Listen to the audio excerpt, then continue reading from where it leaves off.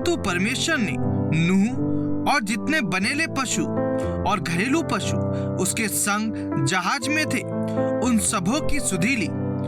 और परमेश्वर ने पृथ्वी पर पवन बहाई और जल घटने लगा और गहरे समुद्र के सोते और आकाश के झरोखे बंद हो गए और उससे जो वर्षा होती थी वह भी रुक गई।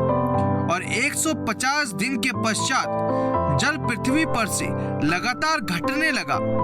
7वें महीने के 17वें दिन को जहाज अरारात नामक पहाड़ पर टिक गया और जल 10वें महीने तक घटता चला गया।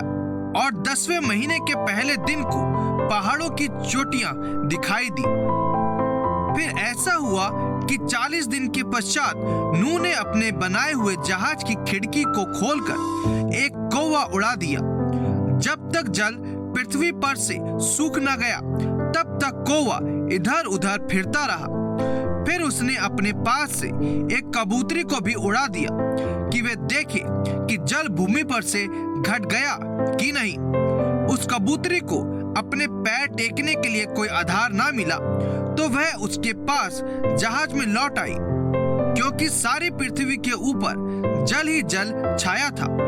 तब उसने हाथ बढ़ाकर उसे अपने पास जहाज में ले लिया। तब और 7 दिन तक ठहरकर उसने उसी कबूतरी को जहाज में से फिर उड़ा दिया। और कबूतरी सांझ के समय उसके पास आ गई तो क्या देखा कि उसकी चोंच में जैतून का एक नया पत्ता है। इससे नूह ने जान लिया कि जल पृथ्वी पर से घट गया है। फिर उसने 7 दिन और ठहरकर उसी कबूतरी को उड़ा दिया और वह उसके पास फिर कभी लौटकर नहीं आई।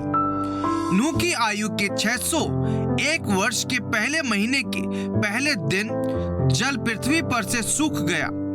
तब नूह ने जहाज की छत खोलकर क्या देखा कि धरती सूख गई है और दूसरे महीने के 27वें दिन को पृथ्वी पूरी रीति से सूख गई। तब परमेश्वर ने नूह से कहा, तू अपने पुत्रों, पत्नी और बहुओं समेत जहाज में से निकल आ। क्या पक्षी, क्या पशु, क्या सब भांति के रेंगने वाले जंतु जो पृथ्वी पर रेंगते हैं, जितने शरीरधारी जीव जंतु तेरे संग हैं, उन सब को अपने साथ निकाल ले आ कि पृथ्वी पर उनसे बहुत बच्चे उत्पन्न हो और वे फूले फले और पृथ्वी पर फैल जाएं। तब नूह और उसके पुत्र और पत्नी और बहुएं निकल आईं और सब चौपाए, रेंगने वाले जंतु और पक्षी और जितने जीव जंतु पृथ्वी पर चलते फिरते हैं, सब जाति जाति करके जहाज में से निकल आए। तब नूह ने यहोवा के लिए एक वेदी बनाई और सब शुद्ध पशुओं और सब शुद्ध पक्षियों में से कुछ कुछ लेकर वेदी पर होम बलि चढ़ाया। इस पर यहोवा ने सुखदायक सुगंध पाकर सोचा, मनुष्य के कारण मैं फिर कभी भूमि को शाप ना दूंगा। यद्यपि मनुष्य के मन में बचपन से जो कुछ उत्पन्न होता है वह बुरा ही होता है, तो भी जैसा मैंने सब जीवों को अब मारा है वैसा उनको फिर कभी ना मारूंगा।